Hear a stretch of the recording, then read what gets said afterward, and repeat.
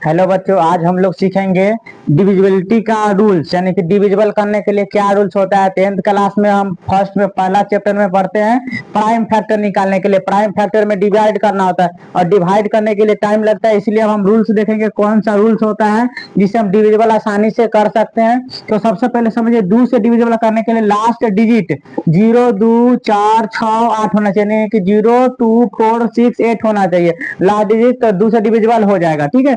उसके बाद 3 से डिविजिबल होने के लिए क्या चाहिए, तो सम ऑफ टोटल डिजिट, यानी कि सभी डिजिट जो होता है, संख्या जो दिया हुआ रहता है 2, 4, 5, 6, जो भी संख्या दिया हुआ है इस सब का योग, यानी कि 4, 2, 6, 5, 11, 11, 6 कितना हो जाएगा, तो 11, 6, 17 हो जाएगा। तो 17 3 से डिविजिबल होगा नहीं होगा, तो ये 3 से डिविजिबल नहीं होगा।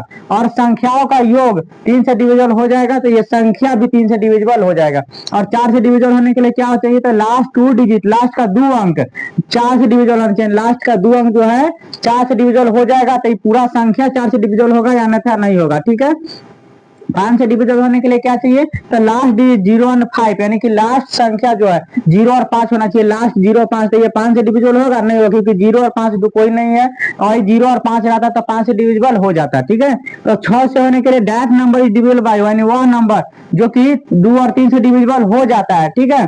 देन तब इट इज डिविजिबल बाय 6, यानी कि 6 से भी डिविजिबल हो जाएगा, ठीक है। कोई भी संख्या मान लीजिए 2 से डिविजिबल हो जाएगा पर 3 से नहीं हो रहा था, 6 से भी नहीं होगा। 2 और 3 दोनों से होना चाहिए, तब तब जाके 6 से डिविजिबल होगा, ठीक है। और 8 से डिविजिबल होने के लिए क्या चाहिए, लास्ट 3 डिजिट, यानी कि लास्ट का 3 अंक इज डिविजिबल बाय 8, यानी कि 8 से डिविजिबल होना चाहिए। लास्ट का 3 अंक है, 8 से डिविजिबल होगा तो वह क्या हो जाएगा, 8 से डिविजिबल होगा नहीं तो नहीं होगा, यह पूरा संख्या नहीं होगा डिविजिबल, ठीक है।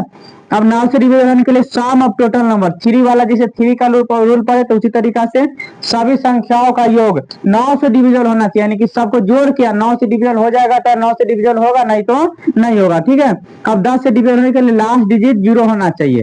तो इतना ही अब हुआ 10 तक। आगे हम लॉन्ग वीडियो में बनाएंगे, इसको पूरा करके पूरा एक एक करके समझाएंगे अच्छा से। तब तक के लिए इतना ही रहने देते हैं, ठीक है। धन्यवाद।